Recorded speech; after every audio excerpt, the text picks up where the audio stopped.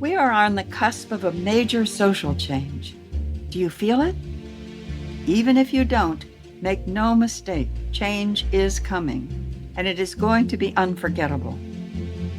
I'm your host, Dr. Sarah Hart, and here on Prime Spark, where we work with and on behalf of women over 55, I want to help you find that spark that will ignite your way forward, reflect your gifts to the world, and illuminate your path through this next stage of life. Through these podcast conversations, I hope to inspire you to see how you can make a significant contribution to some of the gnarly problems that are facing us right now. Join me, and together let's discover our Prime Spark. Hi, and welcome to Prime Spark. I'm Sarah Hart, and I'm so happy you're here with us. Prime Spark is designed for women over 55 or close, with a goal to help us all live our happiest, most fulfilling, and productive lives, now and in the future. The mission of Prime Spark is to change the way our society sees and treats older women. That's a big mission, which only means we all need to be involved and we need to get going now. And today I have the great pleasure of talking with Christine Matheson-Green, a woman whose work I greatly admire. Christine Matheson-Green has done so many things in her life. Here is a sampling. She has a blog, Just the Sizzle, with restaurant reviews and chef and business interviews and news. She currently is developing a legacy project, Remember Press, to let people write and publish their books easily and cheaply. Chrissie has been a freelance writer, a PR and communications manager, an editor-in-chief, an ESL teacher, a professional writer and literary expert, a copywriter, a chef and owner of 10 restaurants, and a professional actor and dancer. Chrissie lives in Tasmania and is calling from there today. So welcome, Chrissie. I'm so happy you're here with us. Thank you, Sarah. And me too. It's my pleasure. So just getting started, Chrissie, let me ask you, do you experience getting older? And if you do, what is that experience? And if you don't, why is it that you think that you don't? No, I definitely do, but it's mostly because other people remind me. Yes. Yes. And with my startup, Remember Press, I've been through 2 incubation cohorts. I'm a non-tech founder, and those 2 incubation cohorts taught me so much about the technology ecosystem, and it's totally geared towards young people and mostly young men in Generation Z. And I faced sexism all my life, particularly because I've stood out there. I've taken risks. Being a female owner chef of 10 successful restaurants is at times really difficult, but that hasn't fazed me. But to face not just sexism, but ageism now makes me furious. And I spent quite a bit of time being very angry. I've gotten over that now, though. So you yourself don't feel that you're getting older. It's just when people remind you. Yeah, absolutely. Look, sometimes I do. It's, age isn't what I've discovered for me anyway. This has been my journey. Age isn't something that happens gradually. It really does sneak up on you at times and bashes you over the head. That's how I feel about it. Like I'm 72 next month, and all of a sudden this year I've developed wrinkles. I've never had wrinkles before. It's like, whoa. Where did that come from? So it's like, so for me, yeah, it's spits and spurts, but no, it's something I don't think about. A lot of people I meet my age have a mindset, an old mindset. I don't. I never did. and that could be hereditary. My mother and my father, both of them were young and active all their lives. And either I've modeled that or it's just me, I don't know. But yeah, it's not something it's certainly not something I want to focus on. I want to focus on what I'm doing and my legacy project and what difference can I make. And I guess in a way there's a big driver because I'm aware that my time is running out. Look, I could die of a heart attack tomorrow. I don't know. None of us know. But, for me, that's the only driver of age that I'm really aware of. I do think I agree with you, Chrissie. I think so much of it has to do with our attitude. I do think it's interesting that even if you have a positive attitude about getting older, and even if you feel, don't think about it very much, it's not an issue. Somewhere in the back of one's mind, I do think it is, I have a whole lot less time to live than I have lived. And none of us knows how much time. I mean, we don't know how much time when we're 20, but when we're, in our 70s, we can be pretty sure that we've lived longer than we will live. I think that is, for many of us, way in the back of our minds and is a bit of a driver because I have a lot to do yet. And I've got to stay at it because I have a lot to do. And I think that drive keeps us young and going. So I welcome it. Oh, absolutely. It's funny, I'll never forget my father's 80th birthday party. Something he said has stuck in my mind ever since. He said, I blinked and I'm 80. And that's how I feel. I blinked and I'm 71. Where did the time go? What? My God. Yeah. So yeah, it's a bit of a shock, isn't it? It is a bit of a shock. And you know what else is a bit of a shock? I think this is true for a lot of us who have a positive attitude and are at least fairly healthy.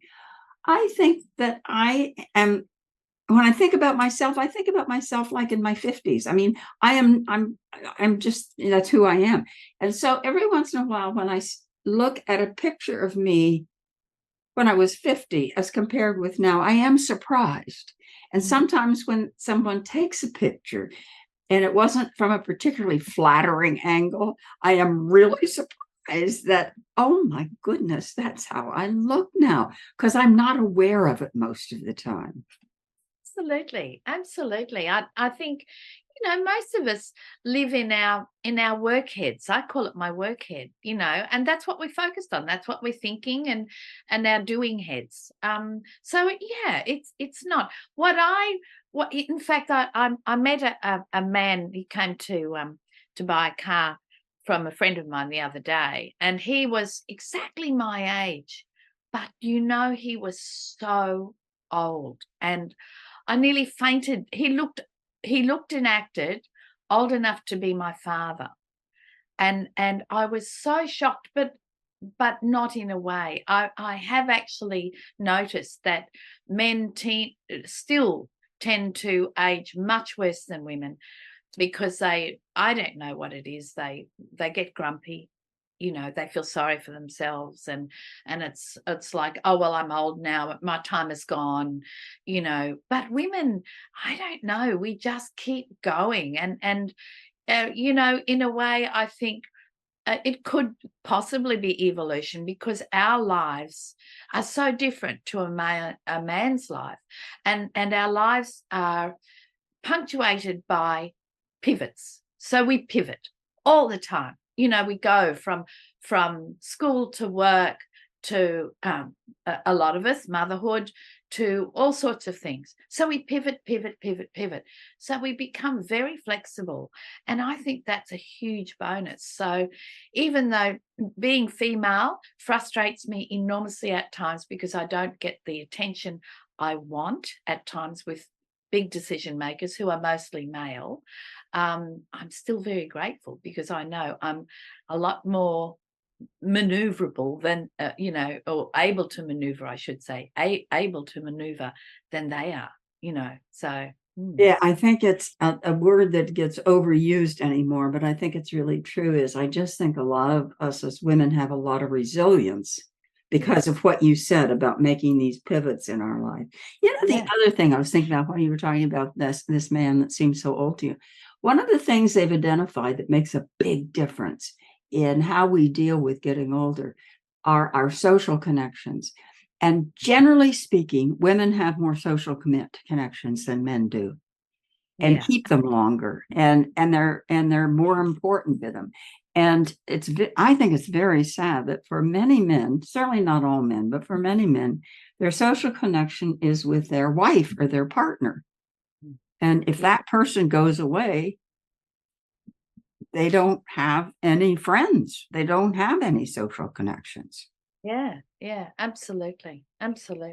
Some of them, some of them are different, of course, and they belong to clubs and have interests. I remember my father, he was a Mason. They have that secret handshake. He thought it was hilarious. My father had in fact, I have to say that's one of the driving things for Remember Press. In fact, probably the main driver why I'm doing this is my father was an incredible man and very funny, brain the size of a planet, spoke 6 languages, even though we're Scottish descent. There was no second language in the family. And he was the first policeman in Queensland to have a degree. And he rose to the top, was offered the top job as commissioner of police, turned it down, didn't want it. But he was head of ASIO, which is the security, what do you call that in the US? Special branch, anyway, whatever, for Queensland. And so he knew the dirt on everybody, all the politicians, everyone. and he died with his secrets. And honestly and truly, Sarah, I weep when I think about it. His life was so incredible, and I so regret not getting his story before he died. Yes. So tell us about Remember Press, because I'm fascinated with that. Yeah, well, look, as you said in my background, I actually started out as PR manager of Jacaranda Press, which is a big publishing company in Australia, or was, many, many years ago. And I know, throughout my life, I know the publishing industry. I've been a journalist, and I was actually hired by a client because I write now. I'm a pen for hire, as I say, and I was hired by Julie Fletcher to write her dad's memoirs. And her dad, Daryl, was 86. He was living alone in the house he was born in. And I have to say, only in Tasmania would that be happening at 86. And he'd had a huge life. But because he was dying of emphysema and he was depressed. And the process, this gorgeous gift that his daughter gave him, which was one of the most generous and beautiful things I've seen, took him from here to here. I mean, he suddenly had purpose, and this process of recording his stories and his life story gave him validation and motivation and made him feel loved. And he actually took the whole family on this journey back into his life, through old photos and visiting graveyards and all that sort of thing. And we published the book, which was the focus of his funeral. And it was a celebratory funeral as well. It was just because we celebrated his life in this book. And you'll love this, in the eulogies, they mentioned me 6 times. I kept saying, I'm nothing. I'm just the conduit. It's not about me. I'm just the conduit, please. It was so funny. But it drove me to actually develop a better system for ordinary people to be able to record and publish their memoirs or their stories. It could be a business book. I found that's another huge market. But for the sake of this area that you're in and I'm in a big way as well, it's I really wanted something that was easy, and the publishing industry on the whole is very, very expensive, and very clunky to self-publish, even Amazon and that sort of thing, and Kindle. So, yeah, that's what we're working on. We're almost at launch. We're a few weeks away yet. It's been a massive journey.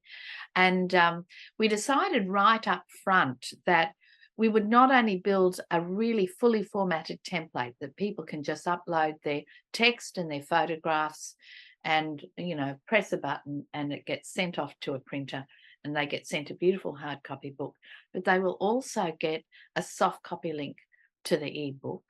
And with that soft copy link, Sarah, will be a QR code so they can share their ebook.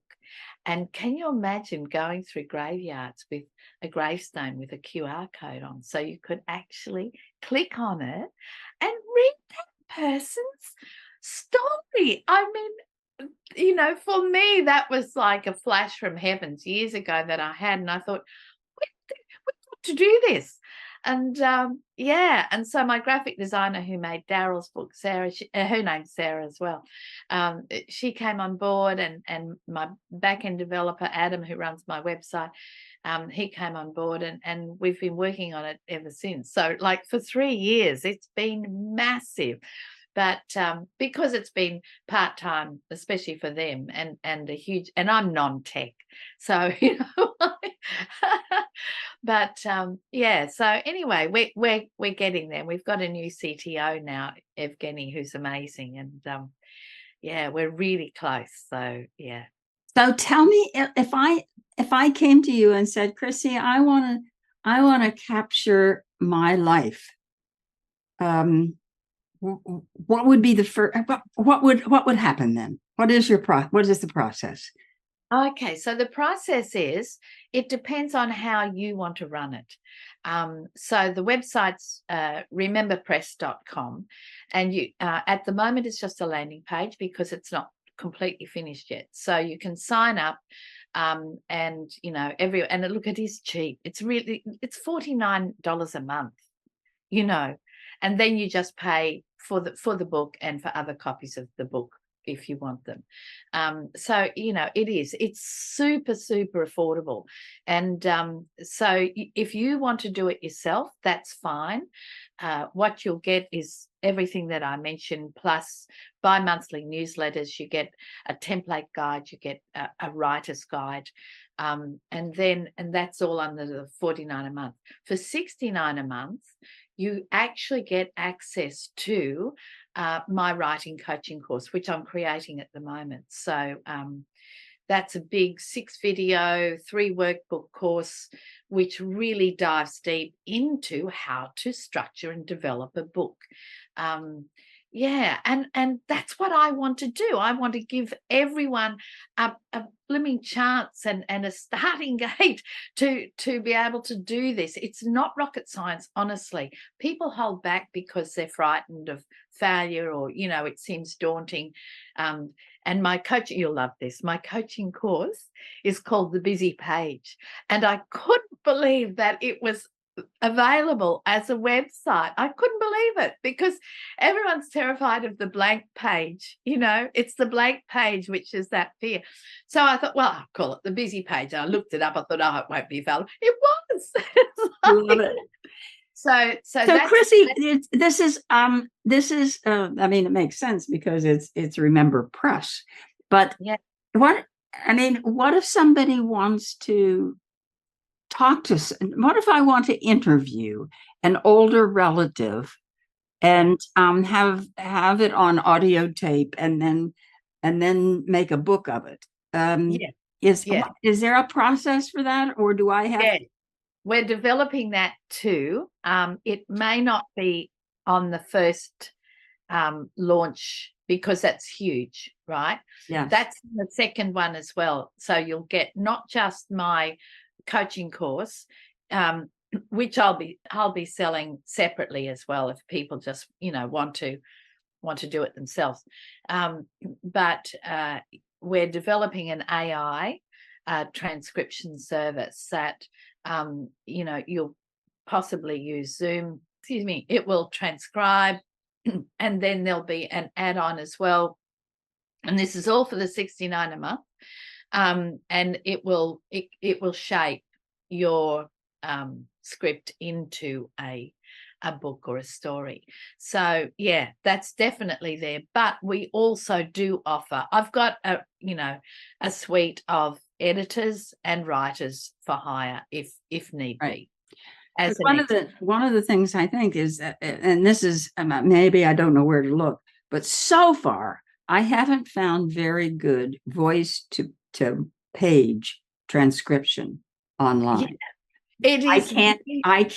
I tried for a long time to have all of my podcasts transcribed. And when I look at the transcription, I don't understand it. And I'm there. I know. And the big one in the US is Otter. And I know that. And it's not very good. The best one I've found, and I've tried a lot of them, is Sembly, SEMBLY.ai. Sembly AI. And I tell you why. It's designed for people to use in business meetings.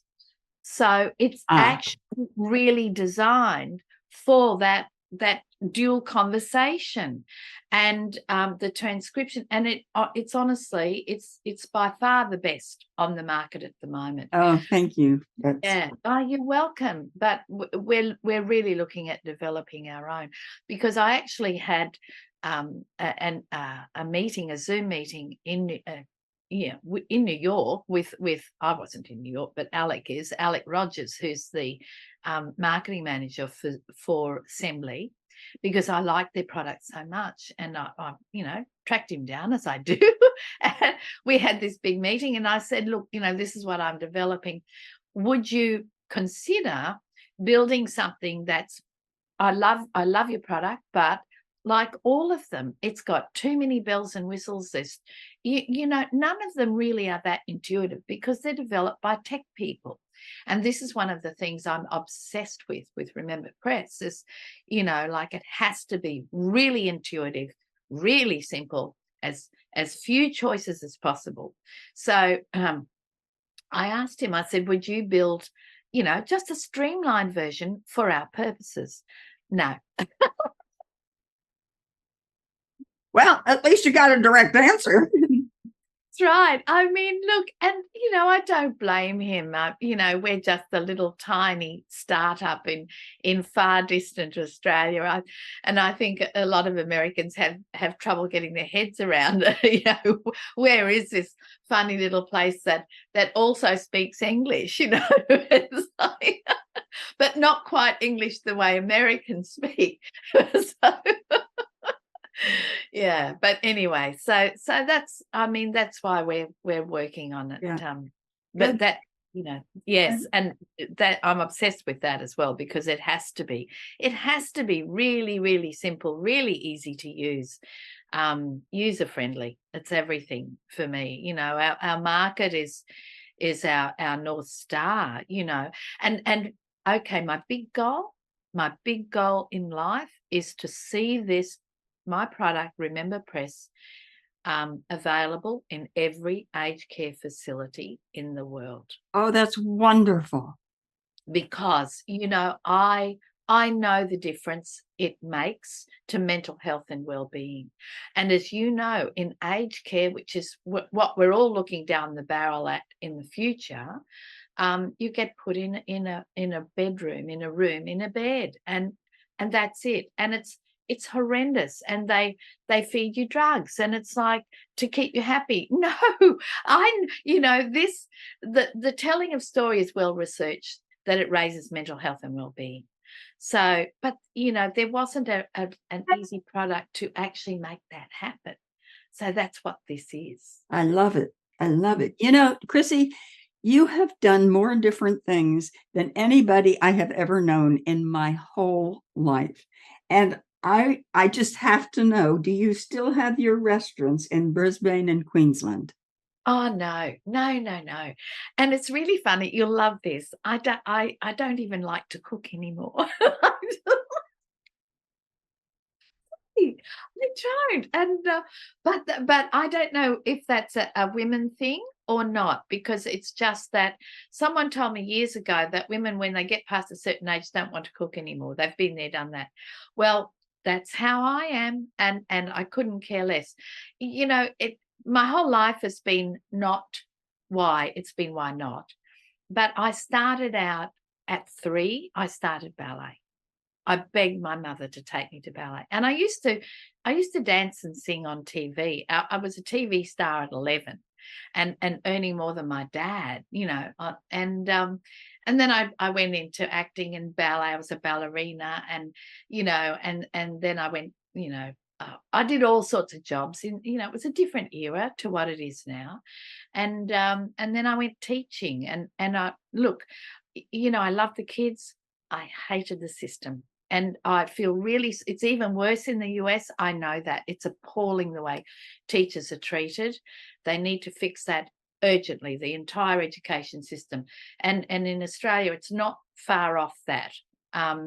But I couldn't work in it. As one of my lecturers said to me at Teachers College, he said, "Oh, you're a free spirit."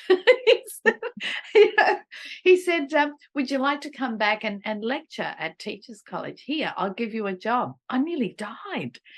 I said, "But I haven't even gone out to teach yet." And he said, No, I know, but you'll hate it. Trust me. And I said, No, I would. I was so naive and optimistic, and I thought, oh, no. Anyway, I taught for 2 terms, hated it, absolutely hated it. But I set up the first ever theatre and education team. And we used to put together shows based on the social studies syllabus, and we take them around to schools and perform. So that was something I set up and left as a bit of a legacy in education. But and from there, I left teaching at 25 to open my first restaurant, because in those days I was obsessed with cooking and I loved it. And luckily, and I have to say this, it's something that I do say to a lot of chefs and people in the industry, that there's a big problem with the hierarchy in cooking, that all chefs start almost all start as apprentices, and they work their way up to and like anything, it doesn't, that doesn't mean that they're capable of management. Right. It's horses for courses. And in a kitchen, when you're behind the pass and you are cooking and the pressure's on and you're doing, 99 different dishes for 99 different people and tables, and they've all got to go out at the right time and coordinate. If you don't have a logistical brain, you are going to die, and it's going to be hugely stressful. And that is something that I haven't seen addressed anywhere. And this was only something that filtered through to my little brain just a few months back. I suddenly realised that I have a very logistical brain. So, automatically doing the math of the timing of all those different dishes and the cooking and everything, I didn't have to think. My brain just did it. So I found it easy. But that's not everyone. We're all different. And so yeah, that's sort of something I'm working on quietly in the back end, I think, is getting people to understand that just because you're a chef doesn't mean that you should be running the pass. That's interesting, Chrissie. I think that you said this when you first started telling this. I think this is true in almost every profession, because I spent a long time in a pharmaceutical company, and I watched the very best scientists be promoted into management with no management skills. And what they loved was being at the bench. Yes. They didn't love sitting at a desk pushing paper around. And so, Chrissie, tell me, of all the things you've done, what has been most fulfilling to you? This, truly. The Remember Press. Remember Press, absolutely. That's my absolute passion driver, where I can make a difference. And I do think that comes with age, is that all of a sudden you wake up, as you say, and I've lived more of my life than I've got in front of me, and I could have just today, I don't know, gosh, but for me, Remember Press is a legacy, and I know it makes a difference. I've seen it. So I'm just determined, flat out, to get it out there. My restaurants were also extremely fulfilling, but by golly, they were challenging. You know what I mean? So that was very much a two-edged sword. At the same time, this is as well, being a female, older, non-tech starter of, or a founder, I should say, of a startup, is not easy. Yes, I've faced a lot of hurdles, and I will probably face a squillion more. But these days I try to play it smart, not hard. I've got a wonderful young man who's my CTO, and I push him in front of me. I say, you're my token male if I need to negotiate with, a big management guy at the top. I don't even put myself there anymore. It's not worth the battle, quite frankly, or the frustration. So, yeah. Do you ever get tired? Yeah, sometimes. I think the answer to that is no, not really, from the look. Oh, I guess. Yeah, I do. And then, but I'm so used to, working. And I do think it goes right back to my childhood, where I worked from the age of 3, which was, I did ballet, and when I was singing and dancing, I was going to school all day, and then practicing and rehearsing numbers for TV in the afternoons, and then restaurants, 80, 100-hour weeks, Sarah, week in, week out. Yes, I do remember one time where I was just collapsed on the kitchen floor, and a friend of mine who also used to have a restaurant, Jackie Passmore, and she's written a lot of fabulous cookbooks globally. She's a very famous cookbook writer, and she was living around the corner from me. She used to come in and in fact, she used to raid my house and borrow all my trinkets and everything that I picked up around the world for her photo shoots, for her dishes, for her cookbooks. And now when I open her cookbooks, I can say, oh, yes, that's my, beautiful Chinese silver teapot. Yeah. Anyway, she came in and she picked me up and off the floor, literally off the floor, picked me up and said, come on, you got to stop this. This is crazy. You got to hire more people. And she, what have you got? I said, I'm out of food. Everyone's bought me out. I haven't got anything. So she put together a dish. She found some meat and stuff, and yes, and I hired more people. So yes. So do you have anything in mind after Remember Press? Or is it just right now adding more really helpful, useful, wonderful things to Remember Press? But I do, of course. Well, yes, I'm creating my writing coaching course, the Busy Page, but I'm also working with a friend who's a hypnotherapist, and she's amazing, Angela Vincent, and we're working together because this is also a passion project of mine, on a coaching course for women to find their voice. Because for me, looking back, I know my life would have been a lot easier and simpler if I had spoken up at so many different times in my life. And I want women to have that power and feel that power and not be afraid to speak up, not worry about we're always so worried about what other people will think, and keeping the peace and all of that, and so many women I know, they go into marriages where the men treat them shabbily and the women don't speak up, and it's like, no, you only get what you have. Okay, from another girlfriend years and years and years ago on the Sunshine Coast when I was living in Noosa, she said to me, Chrissie, you don't get in life what you want. You get what you accept.